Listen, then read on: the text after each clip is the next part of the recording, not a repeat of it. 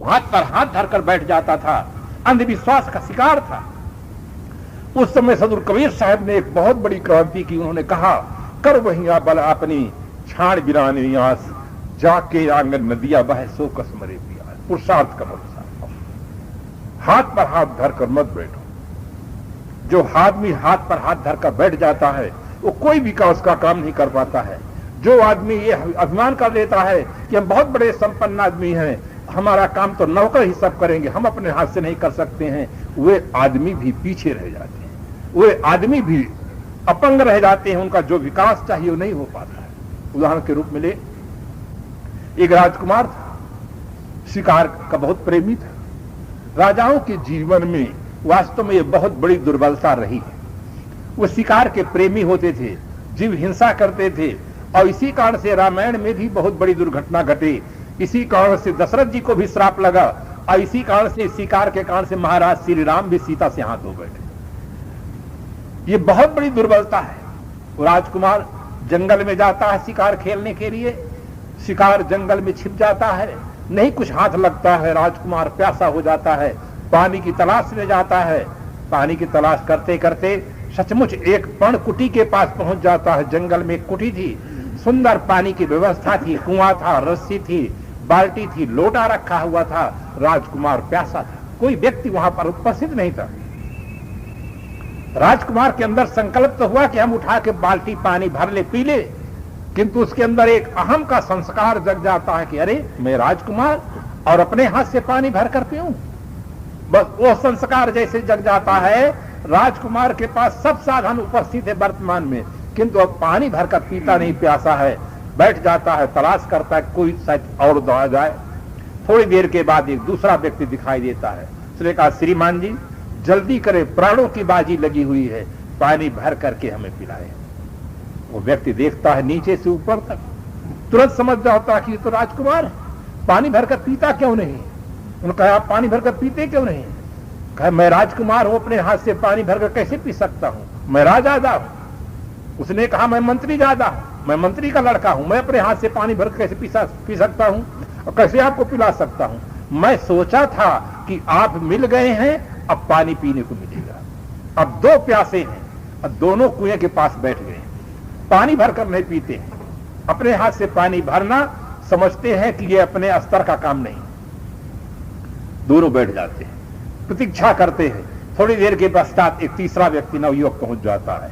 दोनों एक साथ कहते हैं, श्रीमान जी जल्दी करें, प्राणों की बाजी लगी है, हमारे प्राण आपके हाथ में हैं, आप पानी भर के पिलाने की कृपा करें।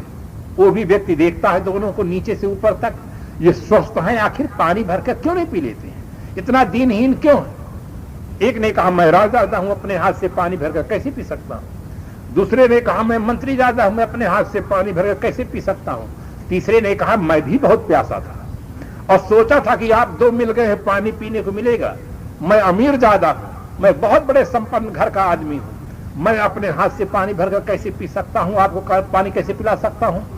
अब तीन प्यासे बैठ जाते हैं, साधन सब उपस्थित है, अब तीनों कुएं के पास बैठे हैं, पानी भरकर नहीं पी रहे हैं। थोड़ी देर के पश्चात चौथा व्यक्ति आता है, वो स्वस्थ आदमी है, हृष्ट पुष्ट है। तीनों देख करके कहते हैं, श्रीमान जी जल्दी करें, प्राणों की बाजी लगी है, पानी पिलाने की कृपा करें। वो भी व्यक्ति प्रश्न उठा देता तीनों को देख करके। तीनों अपना अपना उत्तर देते हैं कि मैं राजा हूं, अपने हाथ से पानी भर के कैसे पी सकता हूं। दूसरे ने कहा, मैं मंत्री ज्यादा हूं, अपने हाथ से पानी भर के कैसे पी सकता हूं। तीसरे ने कहा, मैं अमीर ज्यादा हूं, मैं अपने हाथ से पानी भर के कैसे पी सकता हूं। चौथा ने कहा, मैं हराम ज्यादा हूं, मैं किसी को पानी नहीं पिलाता हूं। पानी पिया और चल दिया। वो अपना पानी पी लेता है और चल देता है। उसने कहा, मैं हराम ज्यादा हूं, मैं किसी को पानी नहीं पिलाता। तीनों व्यक्ति उसका मुंह ताकते रह गए, अरे ये कैसा आदमी है, अपना पिया और चल दिया। तो जो आदमी इस प्रकार से बड़प्पन का अभिमान करता है कि अरे हम ये कैसे काम करेंगे, छोटा काम, छोटा हो बड़ा हो सब काम तो आदमी ही करता है, और अपने निर्वाह के लिए अपना काम करना कोई गलत नहीं है। हाँ, आप चोरी ना करें, हिंसा ना करें, कोई गलत काम ना करें, किंतु अपने घर का काम करना हो, आश्रम का काम करना हो, सेवा का काम करना हो, समाज का काम करना हो, तो सब काम करें। महाराज श्री कृष्ण जी यज्ञ में जो व्यक्ति आए थे सबका पैर धोने का काम लिए थे। जितने बड़े व्यक्ति होते हैं, बड़े पुरुष निर्माण रहत है होत बड़ाई जा। तो इस प्रकार से आदमी के अंदर ये भाव होना चाहिए, पुरुषार्थ के बल पर आदमी आगे बढ़ा है। तो सदगुरु के शरण में जब हम जाते हैं, सदगुरु हमें बोध देते हैं कि भाग्य और भगवान के भरोसे न बैठे, पुरुषार्थ करें। पुरुषार्थ करके आदमी आध्यात्मिक विकास कर सकता है, भौतिक विकास कर सकता है। शिष्य वंदना करता है कि हे गुरुदेव, जन्म अनंत सबे कुछ कीन है, नहीं गुरु भक्ति मिले हो, भाग उदय जो आज मिले सो दिन दिन अधिक रुचि हो। अनंत जन्मों में मैं सब कुछ किया, संसार की तरफ, संसार की दिशा में मैं रात दिन प्रयास किया हूं, सब कुछ किया, नहीं गुरु भक्ति मिले हो, किंतु गुरु की भक्ति करने का मुझे सौभाग्य नहीं मिला है। गुरु की भक्ति करने का सौभाग्य मिला होता, बोध मिला होता, तो आज ये शरीर ही नहीं होता। यही उसका प्रमाण पत्र है। जन्म अनंत सबे कचुकीन है, नहीं गुरु भक्ति मिले हो, भाग उदय जो आज मिले सुई, दिन दिन अधिक रुचि हो। आज मेरा बहुत बड़ा भाग जगा है कि मुझे गुरु की भक्ति करने का सौभाग्य मिला है। दिन दिन अधिक रुचि हो, मेरी रुचि दिन प्रतिदिन आगे बढ़े। भोजन में कितने लोग कहते हैं हमारी रुचि नहीं, कितने लोग कहते हैं हमारी सत्संग में रुचि नहीं। रुचि कब होती है? रुचि तब होती है जब आदमी उसको लाभ जान लेता है। लाभ जानने से ही रुचि बढ़ती है। कोई व्यापारी है और ये जान लिया कि इस चीज में भाव अच्छा आया तो उसकी रुचि उधर हो जाएगी, वही माल खरीदेगा जिसके माल में व्यापार में लाभ अधिक होगा। इसी प्रकार से अगर हमें सदगुरु की उपासना से लाभ मालूम हो जाए कि ज्ञान की प्राप्ति होगी, हमारा जीवन निर्बंध होगा, सारी भूल भ्रांतियां कट जाएंगी। अनादिकाल से जिन वासनाओं से हम हार गए थे, जिन वासनाओं से लाचार होकर हम जीवन जी रहे थे, क्योंकि हमारे पास बोध की शक्ति नहीं थी। आदमी के पास जीवन में अनेक प्रकार की शक्ति होती है। धन की शक्ति होती है, जन की शक्ति होती है, बल की शक्ति होती है, ये सब शक्ति हैं। किंतु आदमी के पास बोध की शक्ति न हो तो आदमी पवित्र जीवन नहीं जी सकता है, अप्रभावित जीवन यापन नहीं कर सकता है। बोध की शक्ति मिलती है सदगुरु से। इसलिए शिष्य कहता है दिन दिन अधिक रुचि हूं, दिन दिन मेरी सदगुरु की भक्ति की वो रुचि जगे। किस प्रकार से मैं उपासना करूं, भक्ति करूं, सेवा करूं, सेवा करने का मुझे सौभाग्य मिलता है। आदमी के पास सेवा करने का माध्यम क्या है? तन है, मन है, धन है और वाणी है। चार माध्यम आदमी के पास में है सेवा करने के। किसी आदमी के पास शारीरिक क्षमता है, वो शरीर से सेवा करे। किसी आदमी के पास धन की क्षमता है, धन से सेवा करे। किसी आदमी के पास वाणी की क्षमता, वाणी से सेवा करे। अब किसी आदमी के पास अगर ये तीनों शक्ति ना हो, व्यक्ति वृद्ध हो, तो मन से सेवा करे। आप कहेंगे साहब मन से कैसे सेवा करें? मन से आप केवल संकल्प करें कि सर्वे भवन्तु सुखिनः, सर्वे सन्तु निरामयाः, सर्वे भद्राणि पश्यन्तु, मां कश्चित् दुःख भाग भवेत। किंतु यह सेवा और बहुत कठिन है। मन से सेवा करना कि सभी सुखी हो। आदमी की प्रकृति बड़ी विलक्षण है। कभी कभी देखा जाता है कि आदमी अपने पड़ोसी को ही सुखी नहीं देखना चाहता है, अपने से भिन्न परंपरा वालों को सुखी नहीं देखना चाहता है, अपने से भिन्न देश वालों को सुखी नहीं देखना चाहता है, अपने से भिन्न जाति वालों को सुखी नहीं देखना चाहता है। तब उसका हृदय कैसे विशाल होगा कि सर्वे भव सुखना? ये सेवा तो बहुत कठिन है। जब तक आदमी का हृदय विशाल न होगा, उसका चिंतन विशाल न होगा, तब तक आदमी मन से सेवा नहीं कर सकता है। आदमी की प्रकृति को देखकर एक शायर दुखी हो जाता है और कलम उठाता है, लिख बैठता है। लिखता है, फूल को देखो तो हंसता और महकता है, बुलबुल को देखो तो मस्ती में चहकता है, मगर इस इंसान को क्या हो गया भगवान, जब देखो तब कुढ़ता है या बहकता है। दूसरे के पुत्र धन परिवार वैभव को देखकर भीतर भीतर जलता रहता है, कुढ़ता रहता है। बगीचा में आप फूल के बगीचे में जाइए, फूल का, गुलाब का फूल इतना खिला रहता है, वो आदमी को मानो कह रहा है कि तुम बुद्धिजीवी हो, संसार के सिरमौर प्राणी हो, क्या तुम मेरे समान खिले हुए हो? नहीं खिला हुआ है। क्यों? उसकी आकृति नहीं, उसकी प्रकृति सुंदर नहीं है। कितने आदमी ऐसे होते हैं जो आकृति के बहुत सुंदर होते हैं किंतु उनकी प्रकृति सुंदर नहीं होती है। जब तक आदमी की प्रकृति सुंदर नहीं होगी आदमी का मन निर्मल नहीं हो सकता है। आदमी जो चाहता है उसकी पूर्ति नहीं हो सकती है। आदमी सुख चाहता है, आदमी शांत चाहता है। आकृति सुंदर होने के साथ साथ आदमी को अपनी प्रकृति को सुंदर बनाने का प्रयास करना चाहिए। कुछ लोग आकृति के सुंदर होते हैं, कुछ लोग प्रकृति के सुंदर होते हैं, कुछ लोग ना आकृति के सुंदर होते हैं ना प्रकृति के सुंदर होते हैं। ऐसे भी लोग पाए जाते हैं कि आकृति भी ठीक नहीं है, साथ साथ प्रकृति भी ठीक नहीं है। आकृति तो ऐसा भी हो सकता है वो हमारे हाथ में नहीं है, पूर्व कर्मों के अधीन आकृति बन गई है, किंतु प्रकृति को सुंदर बनाना ये हमारे हाथ में है। अगर आज हमें बोध प्राप्त हो जाए तो हम अपनी प्रकृति को सुंदर बना सकते हैं। और आदमी आकृति को सुंदर बनाने का प्रयास करता है, प्रकृति को नहीं बनाता है, ये उसकी भूल है। तो इस प्रकार से सदगुरु से शिष्य वंदना करता है कि भाग उदय जो आज मिले सोई दिन दिन अधिक रुचि हो। आज हमें सदगुरु की सेवा करने का भाग मिला है। कितने आदमी ऐसे हैं सदगुरु के दरबार में जब जाते हैं तो उनके मन में अहम हो जाता है, अरे हम इतने बड़े व्यक्ति हैं, इस प्रकार से आश्रम का एक साधारण सा काम करेंगे। भाई जब आप धनार्जन करने के लिए सरकार के यहाँ सर्विस करते हैं, सर्विस का अर्थ ही सेवा होता है। जब पैसे के लिए आप सरकार के यहाँ 8 घंटा समय देते हैं, सेठों के यहाँ 8 घंटा का समय देते हैं, तो ज्ञान की प्राप्ति के लिए गुरु दरबार में सेवा का काम क्यों नहीं करते हैं? ऐसे मुफ्त में नहीं मिलेगा, और मुफ्त में अगर कोई चीज मिल जाएगी तो उसका सही ढंग से उपयोग भी नहीं होता है। इसलिए बड़े श्रद्धा और भाव से सेवा करनी चाहिए।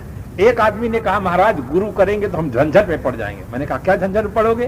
कहा उनकी आज्ञा पालन करना पड़ेगा, उनकी सेवा करना पड़ेगा। अभी तो हम आजाद हैं, चाहे सेवा करें चाहे ना करें, चाहे आज्ञा पालन करें चाहे ना करें। मैंने कहा आप बड़े समझदार लोग दिखाई देते हैं। ये बताइए कि आप सरकारी कर्मचारी हैं तो आप ऊपर के अधिकारी की बात मानते कि नहीं मानते? वो तो मानना पड़ता है। हम कहा ऑफिस में जाकर सेवा करते कि नहीं करना पड़ता है। हम कहा आप पत्नी की बात मानते कि नहीं? कहा मानना पड़ता है। हम कहा उसकी सेवा करते हैं, जो चाहती है वो आप देते कि नहीं? कहे देना पड़ता है।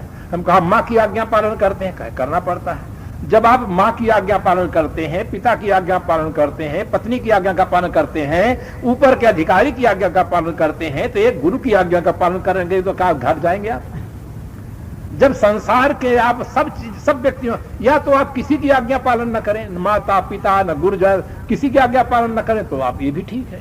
जब आप सबकी आज्ञा का पालन करते हैं तो गुरु करेंगे तो झंझट में पड़ जाएंगे कि झंझट से छूट जाएंगे। कितने आदमी बड़े विचित्र होते हैं, कहते हैं कि हम झंझट में पड़ जाएंगे, और शादी करके क्या हुआ है? झंझट पड़ गए, झंझट से छूट गए। झंझट में पड़ जाना कब होता है? जब आदमी संसार की धारा में पड़ जाता है तो झंझट में पड़ जाता है। और जब गुरु करेंगे, ज्ञान प्राप्त होगा तो झंझट से हम छूट जाएंगे। सही हमें बोध नहीं मिलता है, इसलिए जीवन में भटकाव होता है। जब सही बोध मिल जाता है तो आदमी के अंदर इतनी उत्साह बढ़ जाता है, इतनी प्रसन्नता बढ़ जाती है, भीतर से इतना भाव बढ़ जाता है कि कैसे करें कि हम अपने जीवन को, इसी जीवन में हम संसार सागर से ऊपर उठ जाए। क्योंकि अनादिकाल से यह जीव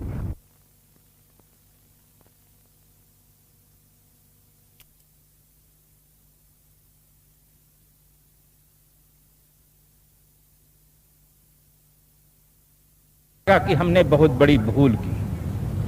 अपने मित्रों से विचार विमर्श करते हैं कि अब हमें क्या करना चाहिए। मित्र सही सलाह देते हैं कि आपने बहुत बड़ी भूल की है और उसी का ये परिणाम है। आदमी जब अपने जीवन में दुख पाता है, कोई समस्या पाता है और ठीक से सोचता है तो उसका मूल कारण उसके में ही पता लग जाता है। मूल कारण कहीं बाहर नहीं होता है, उसके जीने के तरीके में फर्क हो गया है, गलती हुई है, उसी का वो परिणाम होता है। बाबूजी को अपनी भूल अब महसूस हुई है। मित्रों से विचार विमर्श किया, मित्रों ने सही सलाह दी कि आप बच्चों के लिए एक बकरी पाले। गाय का दूध, बकरी का दूध और माँ का दूध, ये बच्चे के लिए 3 का दूध उपयोगी होता है। आप गाय नहीं पाल सकते हैं कि कर्मचारी हैं, 1 क्वार्टर आपको मिला हुआ है, उसमें गाय के लिए बहुत बड़े स्थान चाहिए, उसके लिए श्रम चाहिए, और बकरी पाल लेंगे, किसी जगह उसको बांध देंगे, बकरी बाहर से चर करके आ जाएगी। बाबूजी को ये सलाह बहुत अच्छी लगी। बाबूजी एक बकरी लाए और बकरी में पर्याप्त मात्रा में दूध मिला और बच्चों को दूध मिलने लगा। माँ को राहत मिल गई। फिर पत्नी हंसने लगे, मुस्कुराने लगी। बाबूजी को ऐसा लगा कि हमारी उजड़ती हुई गृहस्थी फिर बस गई है। उनको बड़ा आश्वस्त हुए, बाबूजी शांत हुए। एक दिन की घटना घटी। बाबूजी टिकट बांट करके बाहर खड़े थे। मेलगाड़ी आ रही थी। रेलवे पटरी पर बकरी खड़ी हुई थी। बाबूजी सोचते हैं ये तो पशु है, इसे कुछ पता नहीं है, गाड़ी आ रही है, अभी इसको हटाया जा सकता है। बाबूजी जाते हैं, बकरी को हटा देते हैं। हटा करके उसे फिर अपना स्थान ग्रहण करते हैं। देखते हैं बकरी पुनः उसी स्थान पर पहुंच जाती है। बाबूजी फिर सोचते हैं अभी तो गाड़ी दूर है, इसे फिर हटाया जा सकता है। फिर हटाने जाते हैं और मेल ट्रेन थी, सनसनाती हुई मेल ट्रेन पहुंच जाती है। बाबूजी का और बकरी का दोनों का बड़े विचित्र ढंग से एक्सीडेंट हो जाता है। वहां के जो डॉक्टर थे आपस में विचार विमर्श करते हैं कि अब क्या किया जाए इनका। डॉक्टर लोग आपस में मीटिंग करके ये निर्णय लेते हैं कि जिसका जो अंग खराब हो गया है उसे ऑपरेशन करके अलग कर दे और दोनों को ज्वाइंट कर दे। बकरी का ऊपर का भाग खराब हो गया था, अब बाबूजी का नीचे का भाग खराब हो गया था। डॉक्टर लोग आपस में मीटिंग कर लिए कि जिनका जो भाग खराब हो गया है उसको हटा दे और बाकी को ज्वाइंट कर दे। बाबूजी का ऊपर का भाग बिल्कुल सुरक्षित है, बकरी का नीचे का भाग सुरक्षित है और दोनों को ऑपरेशन करके ज्वाइंट कर दिए। 1 महीना के पश्चात बाबूजी को छुट्टी दे दिए। अब बाबूजी दोनों काम करने लगे, क्योंकि बाबूजी तो नीचे बकरी हैं तो सुबह शाम 1 किलो दूध भी देते हैं और ऊपर उनका हाथ बिल्कुल सही है, दिमाग बिल्कुल सही है, तो टिकट भी बांटते हैं, झंडी भी दिखाते हैं। क्योंकि बाबूजी ऊपर से बिल्कुल सही है, दिमाग सही है, हाथ सही है, और नीचे तो बाबूजी अब रहे नहीं, नीचे तो बकरी हो गए हैं, तो बकरी तो नीचे अपन 1 किलो दूध भी देते सुबह शाम। आप सोचते होंगे क्या ऐसा संभव है? आज के वैज्ञानिक युग में क्या संभव नहीं बंधु। अब बाबूजी का दोनों काम एक साथ हो रहा है, किंतु आप बुद्धिजीवी आदमी हैं, आपके मन में प्रश्न उठता होगा कि ऐसा संभव नहीं है। किंतु आपको संशय सिखाया नहीं गया है, इसलिए आप संदेह नहीं करते हैं। अगर संशय सिखाया गया होता, संदेह सिखाया गया होता, धर्म के नाम पर बुद्धि का प्रयोग करना सिखाया गया होता, तो आज तक धार्मिक जगत में जो अंधविश्वास चला रहा है ये न रह जाता। आप सत्य के प्रेमी बन जाते। अनेक प्रकार से आप देखते हैं, हजारों वर्ष पहले से इस प्रकार से अंधविश्वास चला आया है। हजारों वर्ष पहले जब ऐसा हो गया है कि गणेश जी को आप मूर्ति देखते हैं, गणेश जी बिल्कुल नीचे किस प्रकार से हैं और ऊपर हाथी का सूंड लगा हुआ है। जब हजारों साल पहले ऐसा हो सकता है कि गर्दन काट करके हाथी का सूंड फिट किया जा सकता है आदमी में और गणेश जी जीवित रह सकते हैं, तो बाबूजी के साथ ऐसी घटना क्यों नहीं घट सकती है?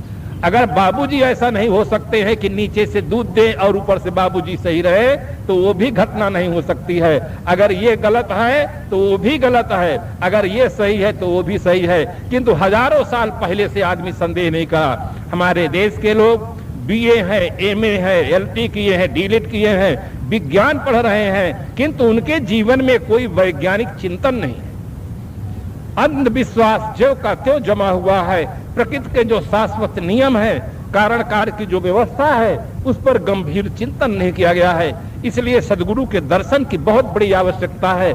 सदगुरु जब हमें मिलते हैं तब हमें वस्तु स्थिति का बोध होता है कि शरीर भौतिक है, शरीर जड़ है। इस जड़ शरीर का अहम नहीं करना चाहिए। देह मान को मार ही हटायो। देह जो है निरा जड़ है। संसार में अनेक वस्तुएं ऐसी हैं जो बहुत ही सुंदर है।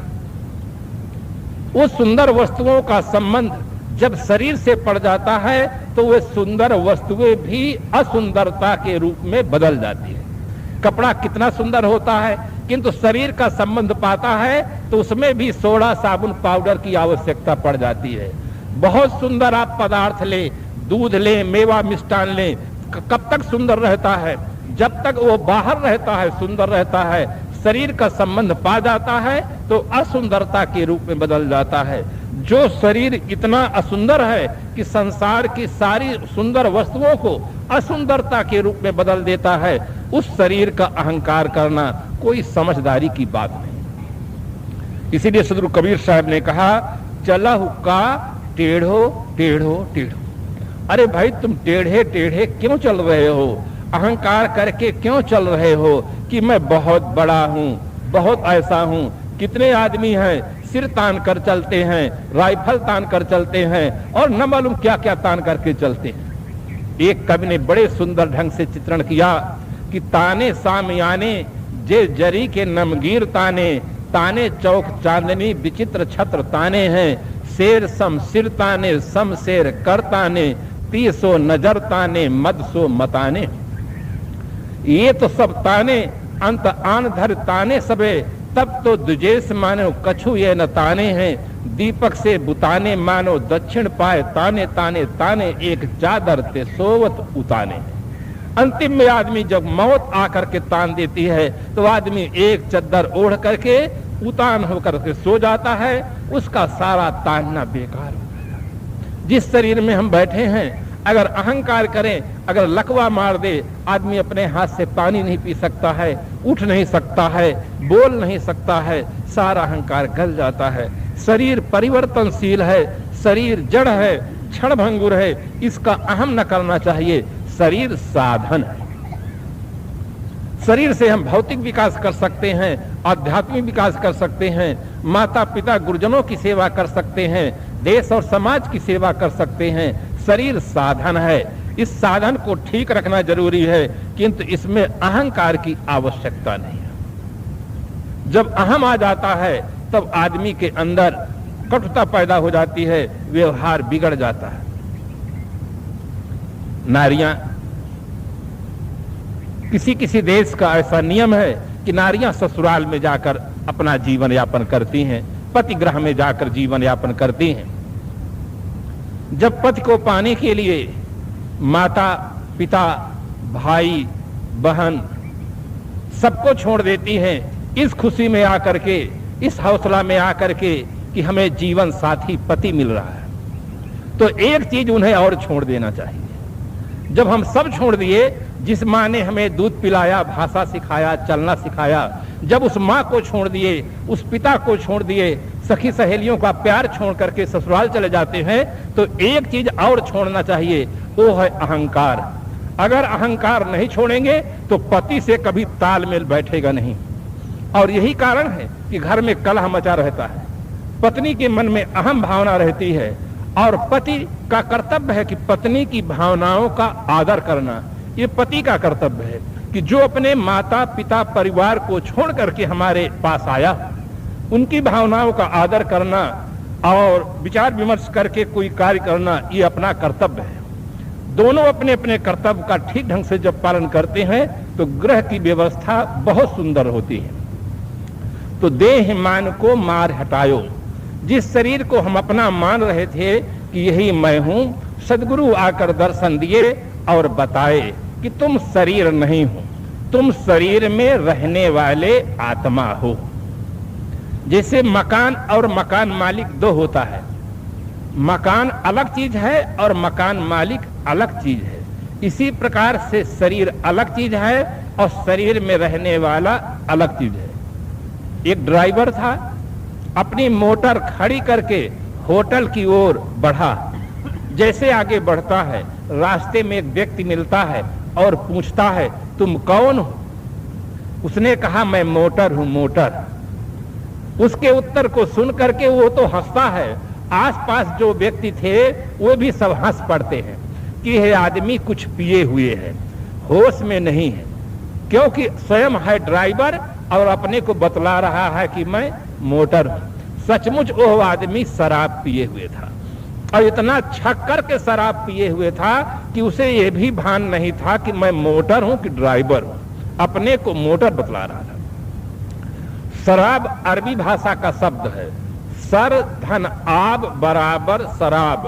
आब कहते हैं पानी को, सर कहते हैं शरारत को, ऐसा पानी जिसके पीने से शरारत पैदा हो, उस पानी का नाम शराब है। एक शायर ने लिखा, जो डूबे हैं गिलासों के पानी में, न उबरे वे जिंदगानी में, लाखों को मरते देखा है इस बंद बोतल के पानी में। लाखों आदमी का जीवन बर्बाद हो जाता है। लखनऊ के नवाबों का पतन हुआ, महाराज श्री कृष्ण जी के बच्चे बोतल पी पी करके आपस में लड़ करके कट करके खत्म हो। जो भी आदमी इस चक्कर में पड़ जाता है उसका धन धर्म सब चौपट हो जाता है। तो इस प्रकार से आदमी वो स्वयं शराब पिए हुए था और इतना ज्यादा पिए था कि उसे ये भान नहीं रह गया था कि मैं मोटर हूं कि ड्राइवर हूं।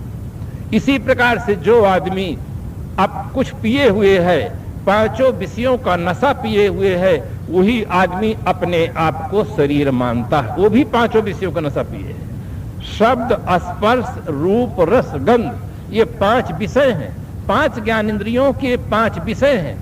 इन पांचों विषयों में जो व्यक्ति आसक्त रहता है वही आदमी अपने आप को शरीर मानता है। इसीलिए एक शायर ने लिखा कि देह को मैं मानना सबसे बड़ा यह पाप है, सब पाप इसके पुत्र हैं, सब पाप का यह बाप है। ये मूल है। यही आदमी भूल कर जाता है। शरीर हम नहीं हैं, हम शरीर में रहने वाले आत्मा हैं, चेतना है। ऐसा बोध प्रत्येक व्यक्ति को होना चाहिए। और ये बोध कहां से मिलता है? सो गुरु गुरु गुरुवर दर्श दियो। जब सदगुरु दर्शन देते हैं, उनसे बोध मिलता है, तो देह मान को मार हटायो। देह को जो मैं मानता था कि यही मेरा स्वरूप है, सदगुरु हमें परखाते हैं, बताते हैं, बोध देते हैं। तभी जीवन में क्रांति होती है, परिवर्तन होता है। मन से छीन लियो। जब मन संसार का चिंतन करता है तो आदमी का जीवन बंधन में पड़ जाता है, और मन जब आत्मचिंतन करता है तो उसका उद्धार होता है। संसार सागर से वह पार दशा में जाता है। तो सदगुरु जब मिलते हैं, बोध देते हैं, तो मन का जो देखने वाला है, मन का जो जानने वाला है, वह दृष्टा है, वो साक्षी है, वो ज्ञाता है, वो चेतन है, वो तुम है। बहुत सुंदर उपदेश महाराज श्री कृष्ण जी ने अर्जुन को दिया था। जिस समय पर उन्होंने अर्जुन से ये कहा कि तस्मात् मिंद्रियाण यादो नियम भरत शुभा पाप मानम प्रजयहीनम ज्ञान विज्ञान नाशनम। हे अर्जुन, ज्ञान और विज्ञान के नाश करने वाले इस काम पापी को मारो। जब भगवान श्री कृष्ण जी इस प्रकार का उपदेश करते हैं, अर्जुन घबरा जाता है। ये तो साधु सन्यासियों जैसी शिक्षा मुझे देते हैं। मैं राजघराने में पला हुआ व्यक्ति हूं, मेरे पास ये क्षमता कहां, मेरे पास ये शक्ति कहां कि मैं इस काम पापी को मारूं। जो भी आदमी अपने जीवन को आजाद बनाना चाहता हो, उसके लिए एक ही काम है, अपने जीवन में पूर्णतः संयम का पालन करना। संयम जीवन को आजाद और महान बनाता है। देश में क्रांति होती है, देश आजाद हो जाता है, किंतु जीवन आजाद तब होता है जब हमारे जीवन में क्रांति होती है, मानसिक स्थिति निर्मल होती है, आदमी पवित्र जीवन यापन करने में जब समर्थ होता है, तब हमारा जीवन आजाद होता है। तो इस प्रकार से जब अर्जुन को ऐसा उपदेश देते हैं, अर्जुन कहता, भगवान ये मेरे बस की बाहर की बात है, मैं यह कार्य नहीं कर सकता हूं। महाराज श्री कृष्ण समझ जाते हैं कि अर्जुन हिम्मत हार गया है, और जब तक इसमें अब साहस का प्राण नहीं फूंका जाएगा, अर्जुन अब खड़ा नहीं हो सकता।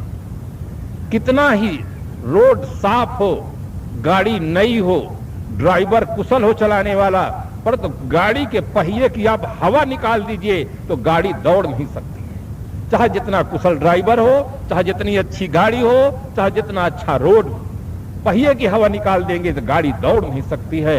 आदमी कितना ही स्वस्थ हो, किंतु अगर उसके अंदर की जो क्षमता है, वो शक्ति है, जो विल पावर है, अगर वो कम हो जाता है तो आदमी कोई महान कार्य नहीं कर सकता है। अर्जुन घबरा जाता है, उसका विल पावर कमजोर हो जाता है, अपने को असमर्थ पाता है कि मैं ये कार्य नहीं कर सकता हूं। उस समय महाराज श्री कृष्ण साहस का प्राण फूंकते हैं। मन से छीन लियो। मन से किस प्रकार से छीना जाता है, यही बता ले जा रहा हूं कि मन से छीन लियो। महाराज श्री कृष्ण कहते हैं इंद्रियाणि प्राणयाहु इंद्रियेभ्यः परम मनः मन सस्तु परा बुद्धिर्यो बुद्धेः परतस्तु सः एवं बुद्धेः परम बुद्ध्वा संस्तभ्यात्मात्मना जय शत्रु महाबाहो काम रूपम दुरासदम। ये साहस का प्राण है कि शरीर से परे इंद्रियां हैं, इंद्रियों से परे मन है, मन से परे बुद्धि है, और बुद्धि से भी जो परे श्रेष्ठ तत्व है वो है आत्मा। अपने आप को सबसे बलशाली समझ करके बुद्धि के द्वारा मन को बस में करके काम पापी को मारो। कितना सुंदर वैज्ञानिक उपदेश दिया है, कितना सुंदर वैज्ञानिक चिंतन किया है। महाराज श्री कृष्ण जी ने ये नहीं कहा कि नसबंदी करा लो, ऑपरेशन करा लो, तुम इससे छुट्टी पा जाओगे। ये तो आदमी के जीवन का बहुत बड़ा पतन हो रहा है। ये वैज्ञानिक उपकरणों से आदमी को असंयमी जीवन जीने की खुली छूट मिल गई है, भ्रष्टाचार की खुली छूट मिल गई है, नर नारियों का विशाल पतन हो रहा है। महाराज श्री कृष्ण के उपदेश की आज बहुत बड़ी आवश्यकता है कि हर आदमी के अंदर यह प्रेरणा मिलनी चाहिए कि यह क्षमता तुम्हारे अंदर है। आपन तेज संभालो आपे, तीनों लोग हाँकते कांपे। अब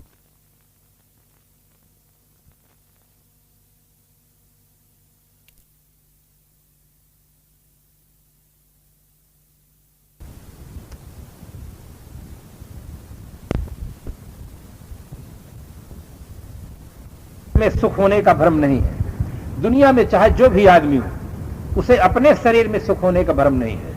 हर आदमी को यह निश्चित पता है कि हमारे शरीर में किंचित भी सुख नहीं है, क्योंकि जब दूसरे के शरीर को देखता है तब उसके दिमाग में भ्रम हो जाता है, आवरण छा जाता है। फिर उसको ऐसा लगता है कि इनके शरीर में सुख होगा। जब आदमी सुख होने के भ्रम में पड़ जाता है तब आदमी अगला कदम उठा लेता है, सुख प्राप्ति के लिए प्रयास करता है, फिर वो गृहस्थी के जाल में पड़ जाता है। तब वो कहता है कि महाराज हम ये भरम जाल में पड़ गए हैं। वास्तविक जाल नहीं है। अगर आदमी को जड़ चेतन का बोध हो जाए तो हर आदमी इस जाल से छूट सकता है, प्रारंभिक अवस्था से भी छूट सकता है और वैसे भी छूट सकता है। इसलिए हर आदमी को इस मस्तिष्क में जो हमारे भ्रम है कि पंच विषयों में सुख है, इस भ्रम के लिए हमें सदगुरु की शरण में जाना होगा। वहां से जड़ चेतन का वस्तु स्थिति का यथार्थ बोध प्राप्त करना होगा। और जब तक बोध प्राप्त न होगा तब तक इस भ्रम से हम छूट नहीं सकते हैं। कभी न सोच लेना कि वृद्ध अवस्था आ जाएगी तो इस भ्रम से हम छूट जाएंगे, या बहुत बड़े पद पर हम पहुंच जाएंगे तो भ्रम से छूट जाएंगे। ऐसा कुछ होता नहीं है। ऐसा देखा जाता है कि 70-80 वर्ष से व्यक्ति और अधिक आयु प्राप्त कर लेता है, वृद्ध हो जाता है, जर्जर हो जाता है, तंबाकू हाथ से बना नहीं सकता है, दूसरा व्यक्ति देता है तो भी खाता है और थूकता है तो कपड़े में और जमीन में दोनों जगह जाता है। आदमी का शरीर काम नहीं देता है, किंतु आदत से आदमी लाचार रहता है। जब तक आदमी के मस्तिष्क में अंधेरा है, भ्रम है, तब तक आदमी इस भ्रम जाल से मुक्त नहीं हो सकता है। चाहे जितने बड़े पद पर पहुंच जाए, चाहे जितने बड़े ऐश्वर्य का स्वामी बन जाए, और चाहे जो अवस्था प्राप्त कर ले, जब भ्रम दिमाग से हट जाएगा तब आदमी ऐसा महान जीवन जीने का सौभाग्य प्राप्त होगा। एक शायर ने इसीलिए व्यंग किया, इस दौरे तरक्की के अंदाज निराले हैं, इस दौरे तरक्की के अंदाज निराले हैं, जहनों में अंधेरे हैं, सड़कों पे उजाले हैं। सड़कों में तो उजाला है, जहां देखो तहां उजाला उजाला दिखाई देता है, किंतु हृदय में अंधेरा है। रोशनी कोर्ट और किलों में है, रोशनी फैक्ट्री और मिलों में है, रोशनी खूब महफिलों में है, पर अंधेरा दिलों में है। सब जगह जगमगाहट जगमगाहट है, किंतु आदमी के दिमाग के अंदर अंधेरा रहेगा तो आदमी इस भ्रम जाल से कभी भी छूट नहीं सकता है। वैज्ञानिक आविष्कार उसके जीवन को आजाद नहीं बना सकते हैं, उसका जीवन को निर्मल और महान नहीं बना सकते हैं। वैज्ञानिक आविष्कार हमें सुविधा पूर्वक जीवन जीने की प्रेरणा दे सकते हैं, बस इसके आगे नहीं कुछ कर सकते। इसीलिए जीवन में सद्गुरु की महती आवश्यकता है, जिससे हमें भ्रम जाल से हम छूटे। दूसरा जाल है संशय जाल। सुन सुन करके संशय हो जाता है। संशय कहते हैं संदेह। प्राचीन परंपरा से हम सुन लिए हैं कि कोई काम विशेष में जाना हो मुकदमे में तारीख में जाना हो, अगर कोई विधवा स्त्री मिल जाए और खाली घड़ा लिए हो तो समझ लेते कि हमारा काम सब बिगड़ जाएगा। सुन लिए और सुन करके अगर संजोग से वैसी विधवा स्त्री मिल जाती है तो आपके दिमाग में वो संस्कार काम करने लग जाता है। आप वकील हैं, डॉक्टर हैं, नेता हैं, सेठ हैं, प्रोफेसर हैं, किंतु बचपन में जो सुना गया है वो संस्कार आपके भीतर बैठा हुआ है। आपको अच्छा नहीं लगता कि आप घर से बाहर निकलने वाले हों और कोई विधवा स्त्री आपके सामने खड़ी हो जाए। अगर ऐसा पुरुष आ जाए जिसके पास पत्नी न हो तो आपके मन में संस्कार ऐसा नहीं बनेगा, क्योंकि उसके लिए प्रचार नहीं किया गया है। अगर उसको भी प्रचार कर दिया जाता तो भी संस्कार सामने आ जाता। एक के पास पति नहीं है, एक के पास पत्नी नहीं है, तो इस प्रकार से अगर आप सगुन मानते हैं दोनों के लिए क्यों नहीं मानते हैं? किंतु नहीं, हमने महिलाओं के ऊपर ज्यादा भार दिया। वास्तव में मैं जिन जिन प्रांतों में गया हूं, जहां जहां गया हूं, यहां भी देखा हूं कि माताओं में श्रद्धा ज्यादा होती है, भावना ज्यादा होती है, और इनकी श्रद्धा का लोगों ने दुरुपयोग ज्यादा किया है। सारा उपदेश इनके लिए दे दिया है, अपने लिए कुछ नहीं रखा। यहां तक कह दिया है कि स्त्रियां, जो स्त्री पूर्व जन्म में परपति से प्रेम करती है वो इस जन्म में भरी जवानी में विधवा हो जाती है, ऐसा लिख दिया ग्रंथों में। अगर ये हमारी देवियां बहनें शिक्षित हों, सदगुरु के दरबार में आए, सुने समझें, तो ये भी कथाकारों से प्रश्न कर सकती हैं। इनके पास बौद्धिक क्षमता जागृत हो जाए तो ये प्रश्न उठा सकती हैं कि महिलाएं, जो महिला पूर्व जन्म में परपति से प्रेम करती है तो इस जन्म में भरी जवानी में विधवा हो जाती है, तो पुरुष कौन सा पुण्य करता है कि इस जन्म में भरी जवानी में विधुर हो जाता है? उसका कारण क्या है? नारी के विधवा होने का कारण तो आपने बता दिया कि पूर्व जन्म में परपति से प्रेम किया है।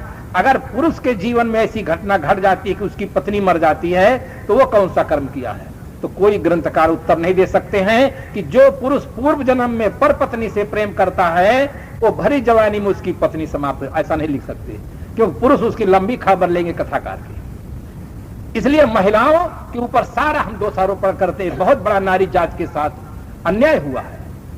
हमारे पूर्व जन्म की आप बात कैसे जानते हैं? आप अपने लिए तो कुछ नहीं जानते, हमारे लिए कैसे जान लेते हैं? तो इस प्रकार से श्रद्धा का दुरुपयोग हुआ है। अगर कोई बच्चा, नारी जो विधवा नारी है उसी प्रकार से आदरणीय है जैसे एक विरक्त संत को हम देखते हैं तो हमारे मन में एक सुंदर भाव जग जाता है कि यही सन हट करी हो पहचानी, साधुते होए न कारज हानि। हमारे मन में एक भाव जगता है जब हम कोई विशेष कार्य करते हैं, कोई उत्सव मनाते हैं, कोई संत आ जाते हैं, कोई गुरुजन आ जाते हैं, तो हमारे मन में हौसला बढ़ जाता है, उत्साह बढ़ जाता है कि बहुत बड़ी गुरुदेव की कृपा हुई, अच्छे मौके पर आप दर्शन दिए। इसी प्रकार से विधवा नारी आदर करने की योग्य है, क्योंकि उसका जीवन त्याग में है, तप में है, संयम में है। जैसे संत गुरुजनों का जीवन संयम में होता है, पवित्र होता है, तो उनको दर्शन से हमारे मन में प्रसन्नता होती है। इसी प्रकार से विधवा नारी का जीवन पवित्र होता है, तप में होता है। देख करके आदमी के मन में प्रसन्नता होनी चाहिए। मैंने जो नारी नाम की पुस्तक लिखा तो मुझे एक शीर्षक ही पूरा लिखा हूं, विधवा नारी। किस प्रकार से उनकी दृष्टि, लोगों की दृष्टि है और वास्तविकता क्या है। इसलिए वैचारिक क्रांति की आज के युग में बहुत बड़ी आवश्यकता है। ये देवियां सत्संग में आए, गुरुजनों से वो बोध प्राप्त करें, वो क्षमता अर्जित करें जिससे उनकी दृष्टि में, वृत्ति में, प्रवृत्ति में परिवर्तन, वास्तविकता को हम समझ सकें। जब कोई आदमी किसी काम विशेष के लिए चलता है, अगर कोई व्यक्ति सामने आकर छींक दे तो लोगों के मन में संदेह होने लग जाता है कि आज तो हमारा मुकदमा सब बिगड़ जाएगा, आज हम परीक्षा में जाएंगे तो फेल हो जाएंगे क्योंकि सामने पर छींक दिया है। ये संशय बन जाता है क्योंकि उसकी हमें परख नहीं है, वास्तविक बोध नहीं है। अरे भाई छींक दिया है तो छींकने से आपको काम कैसे बिगड़ जाएगा? हाँ, अगर मुर्दा छींक दे तो गड़बड़ हो सकता है, अगर मुर्दा छींक दे तो कुछ अपशगुन हो सकता है, और जिंदा की छींक तो कभी अशुभ होती ही नहीं है, जिंदा की छींक तो सदैव शुभ होती है। अब आपको पक्का निश्चय कि मुर्दा कभी छींक नहीं सकता है, क्योंकि छींकने वाला है ही नहीं है, वो छींकेगा कैसे? और जिंदा की कभी अशुभ नहीं होती है। तो जब हम सदगुरु के दरबार में जाते हैं तो हमें साहस हो जाता है। कई वर्ष हो गए, गांधी धाम में कार्यक्रम था, वहां शिक्षित वर्ग के लोग ज्यादा आते थे, डॉक्टर हैं, मास्टर हैं, प्रोफेसर हैं, शिक्षित वर्ग के लोग सत्संग में ज्यादा आते थे। उन्होंने कहा, साहब बात समझ में नहीं आती थी, किंतु हम लोग चुप रहते थे, मान लेते थे कि तर्क उठाएंगे तो लोग हमें नास्तिक कहेंगे। इस भय से हम प्रश्न नहीं करते थे। जो अवैज्ञानिक मान्यताएं हैं, प्रकृति के शाश्वत नियमों के विरुद्ध हैं, उन बातों पर संदेह तो होता था, किंतु कहने की हिम्मत नहीं पड़ती थी। जब आप साधु संत होकर के कह रहे हैं कि ये सब गलत है, तो अब हमें भी साहस हो गया है। अब हम भी कहेंगे कि ये गलत है। हमें भले लोग कुछ कहेंगे, चाहे नास्तिक कहें चाहे कुछ भी कहें, किंतु अब गलत को गलत कहने की ताकत हमें मिल गई है। सदगुरु कबीर साहब के व्यक्तित्व में बहुत बड़ी देन है।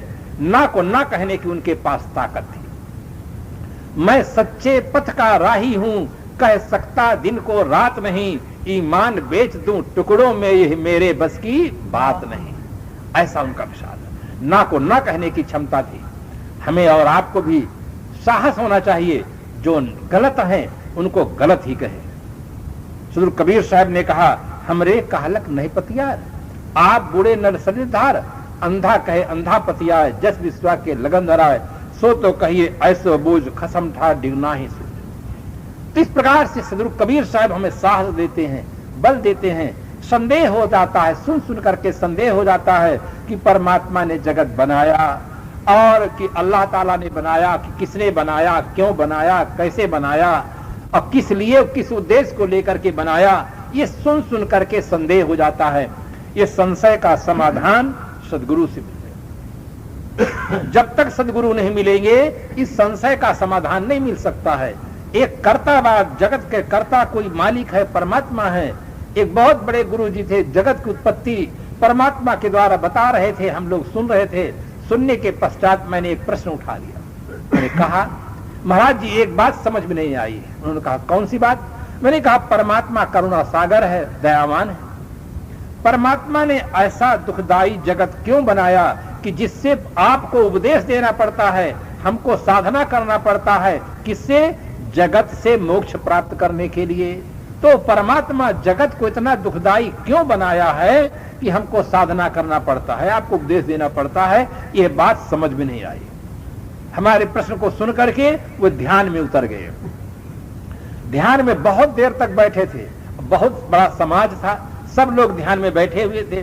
वो ध्यान में महाराज जी चले गए और जब आंख खोले तो उन्होंने यही उत्तर दिया कि यह बात तो परमात्मा ही जान सकता है, आदमी नहीं जान सकता है। ये उनका उत्तर था।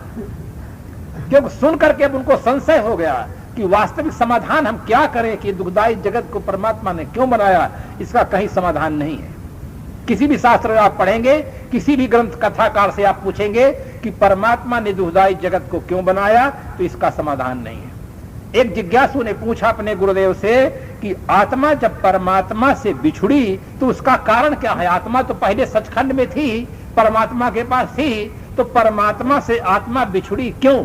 तो गुरु जी के सामने एक बहुत बड़ी समस्या खड़ी हो गई। तो गुरु जी ने कहा कि ऐसे प्रश्न नहीं पूछना चाहिए। ये उनका समाधान है। कोई समाधान नहीं है। संशय आदमी के मन में जो होता है उसका समाधान किसी सदगुरु के पास होता है। इसलिए जीवन में सदगुरु की बहुत बड़ी आवश्यकता है। संशय जाल ये वाणी का जाल है, कल्पना का जाल है। ऐसे ऐसे लोग हैं जो विरक्त हैं किंतु संशय जाल में पड़े हुए हैं। अनाज खाना छोड़ देते हैं, फल लेते हैं, जंगल में रहते हैं और सब कुछ रहता है, किंतु संशय जाल में पड़े रहते हैं कि हमें वैकुंठ कब मिलेगा, भगवान के दर्शन कब होंगे, इसी कल्पना में पड़े रह जाते हैं। भ्रम जाल, संशय जाल ये बहुत बड़े जाल है। इसके जाल से छूटने के लिए सदगुरु की आवश्यकता है, जिससे हमें वस्तु स्थिति का यथार्थ बोध हो। भीतर जब ज्ञान का दीप जलेगा तब भ्रम और संशय दोनों निर्मूल होंगे। जैसे हम अपने मकान में प्रकाश की व्यवस्था करते हैं, प्रकाश की व्यवस्था इसीलिए करते हैं कि जो वस्तु जहां है वहां साफ साफ दिखलाई दे। इसी प्रकार से हम अपने दिमाग के अंदर भी प्रकाश की व्यवस्था करें। अगर दिमाग में अंधेरा रहेगा और मकान में उजेला रहेगा तो बाहर की वस्तु तो दिखेगी किंतु भीतर की वस्तु नहीं दिखेगी, और जो वस्तु जैसी है वैसे नहीं दिखेगी। इसलिए दोनों तरफ उजेला हो, भौतिक तरफ बाहर भी उजेला हो, मकान में उजेला हो, साथ साथ हमारे जीवन में उजेला हो। भौतिक विकास भी करें, साथ साथ अपना विकास भी करें। आज आदमी भौतिक विकास खुद किया है, उसे संतोषजनक सफलता मिली, किंतु अपना विकास की ओर कम ध्यान दिया है और उसकी बहुत बड़ी आवश्यकता है। अपने विकास के अभाव में आज आदमी भयभीत है। आज के आदमी को शेर से भय नहीं है, सर्प से भय नहीं है, हाथी से भय नहीं है। आज के आदमी को आदमी से भय है। दाढ़ी वालों को चोटी वालों से भय है और चोटी वालों को दाढ़ी वालों से भय है। इराक वालों को अमेरिका वालों से भय है, अमेरिका वालों को ईरान वालों से भय है। आज आदमी को आदमी से भय हो गया है। कैसी विचित्र घटना घट गई है।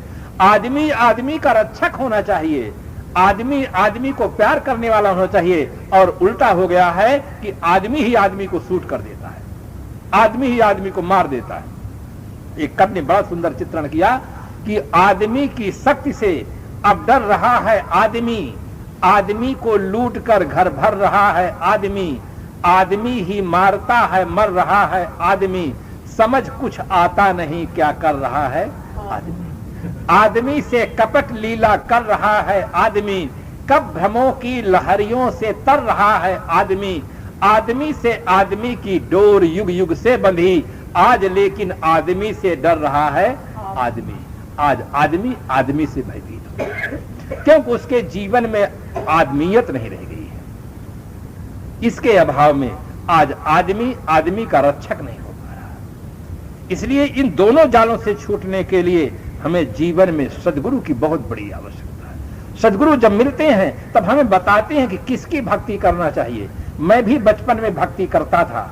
हमारे दरवाजे पर एक पीपल का पेड़ था, उसमें मैं पानी डालता था और उसकी जड़ों को मिंजता था और भी मूर्तियों की पूजा करता था, रामायण का पाठ करता था और हनुमान चालीसा का तो रास्ते में जब पढ़ने जाते थे तभी हनुमान चालीसा का पाठ कर जाते थे, क्योंकि उसमें पढ़ लिए थे जो सदबार पाठ करे जो ही छूटे बंद महासुख होई।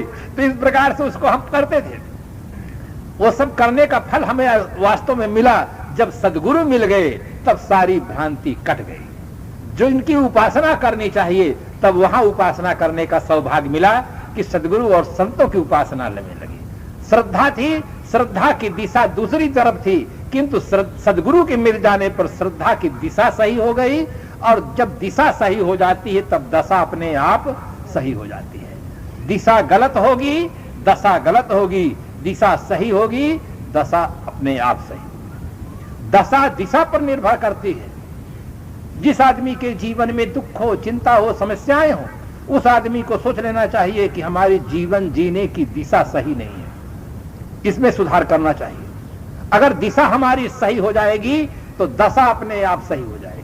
और दशा आदमी सही करना चाहता है और दिशा की तरफ कोई ध्यान नहीं देता है, और फिर जब दिशा नहीं सही हो पाती है तब आदमी सोचता है कि हो ही हुआ है जो राम रच जाता। तब भगवान के ऊपर सब छोड़ देता है, कभी जमाने के ऊपर छोड़ देता है, कभी ये संतोष मान लेता है कि हमारे कर्म में यही लिखा है, चलो क्या करें। चुपचाप आदमी मान करके बैठ जाता है। उस जमाने में सदगुरु कबीर साहब ने एक बहुत बड़ी क्रांति की। जब आदमी हाथ पर हाथ धरकर बैठ जाता था, अंधविश्वास का शिकार था, उस समय सदगुरु कबीर साहब ने एक बहुत बड़ी क्रांति की। उन्होंने कहा, कर वहिया बल अपनी छाण बिराने आस, जाके आंगन नदिया बह सो कस मरे पियास। पुरुषार्थ का भरोसा, हाथ पर हाथ धरकर मत बैठो। जो आदमी हाथ पर हाथ धरकर बैठ जाता है वो कोई विकास का काम नहीं कर पाता है। जो आदमी ये अभिमान कर लेता है कि हम बहुत बड़े संपन्न आदमी हैं, हमारा काम तो नौकर ही सब करेंगे, हम अपने हाथ से नहीं कर सकते हैं, वे आदमी भी पीछे रह जाते हैं, वे आदमी भी अपंग रह जाते हैं। उनका जो विकास चाहिए वो नहीं हो पाता है। उदाहरण के रूप में ले, एक राजकुमार था, शिकार का बहुत प्रेमी था। राजाओं के जीवन में वास्तव में ये बहुत बड़ी दुर्बलता रही है। वो शिकार के प्रेमी होते थे, जीव हिंसा करते थे, और इसी कारण से रामायण में भी बहुत बड़ी दुर्घटना घटी। इसी कारण से दशरथ जी को भी श्राप लगा, और इसी कारण से शिकार के कारण से महाराज श्री राम भी सीता से हाथ हो गए थे। ये बहुत बड़ी दुर्बलता है। राजकुमार जंगल में जाता है शिकार खेलने के लिए, शिकार जंगल में छिप जाता है, नहीं कुछ हाथ लगता है, राजकुमार प्यासा हो जाता है, पानी की तलाश में जाता है।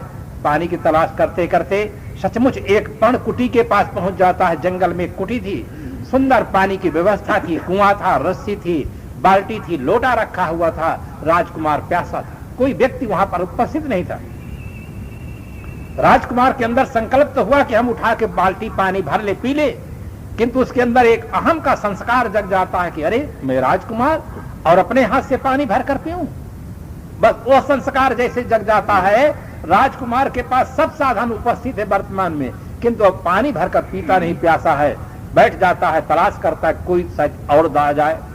थोड़ी देर के बाद एक दूसरा व्यक्ति दिखाई देता है। उसने कहा श्रीमान जी जल्दी करे, प्राणों की बाजी लगी हुई है, पानी भर करके हमें पिलाए।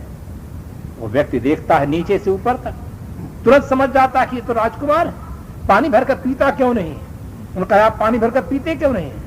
कहा मैं राजकुमार हूं, अपने हाथ से पानी भरकर कैसे पी सकता हूं, मैं राजदादा हूं। उसने कहा मैं मंत्री ज्यादा हूं, मैं मंत्री का लड़का हूं, मैं अपने हाथ से पानी भरकर कैसे पी सकता हूं और कैसे आपको पिला सकता हूं। मैं सोचा था कि आप मिल गए हैं, अब पानी पीने को मिलेगा। अब दो प्यासे हैं, अब दोनों कुएं के पास बैठ गए, पानी भरकर नहीं पीते हैं, अपने हाथ से पानी भरना समझते हैं कि ये अपने स्तर का काम नहीं। दोनों बैठ जाते हैं, प्रतीक्षा करते हैं। थोड़ी देर के पश्चात एक तीसरा व्यक्ति नवयुवक पहुंच जाता है। दोनों एक साथ कहते हैं श्रीमान जी जल्दी करें, प्राणों की बाजी लगी है, हमारे प्राण आपके हाथ में हैं, आप पानी भर के पिलाने की कृपा करें। वो भी व्यक्ति देखता है दोनों को नीचे से ऊपर तक, ये स्वस्थ हैं, आखिर पानी भरकर क्यों नहीं पी लेते हैं, इतना दीनहीन क्यों है। एक ने कहा मैं राजा हूं, अपने हाथ से पानी भरकर कैसे पी सकता हूं। दूसरे ने कहा मैं मंत्री ज्यादा हूं, मैं अपने हाथ से पानी भरकर कैसे पी सकता हूं।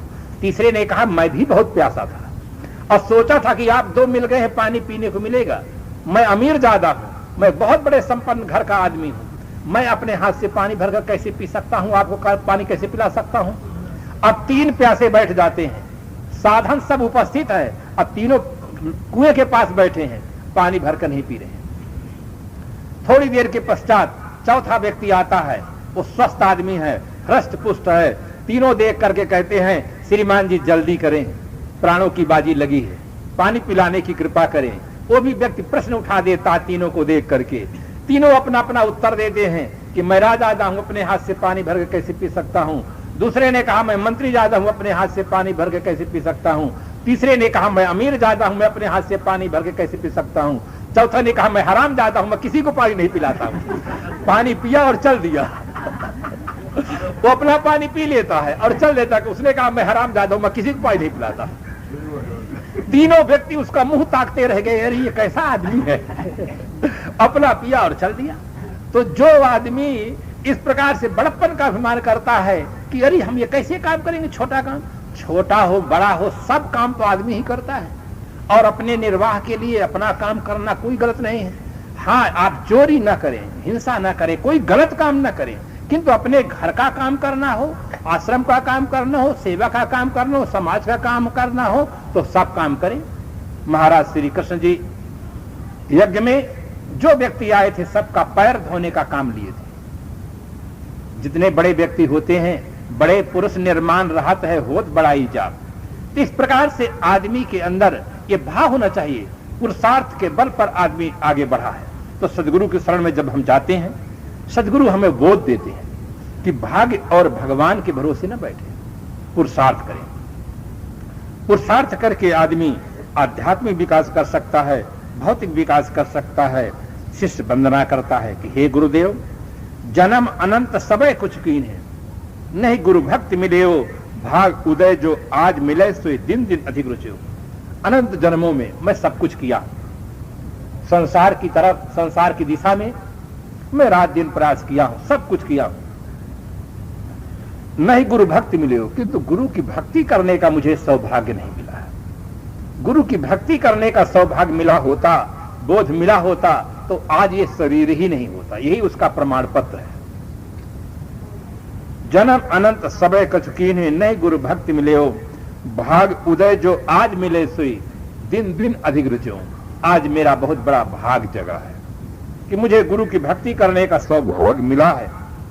दिन दिन अधिक रुचि हूं, मेरी रुचि दिन प्रतिदिन आगे बढ़े।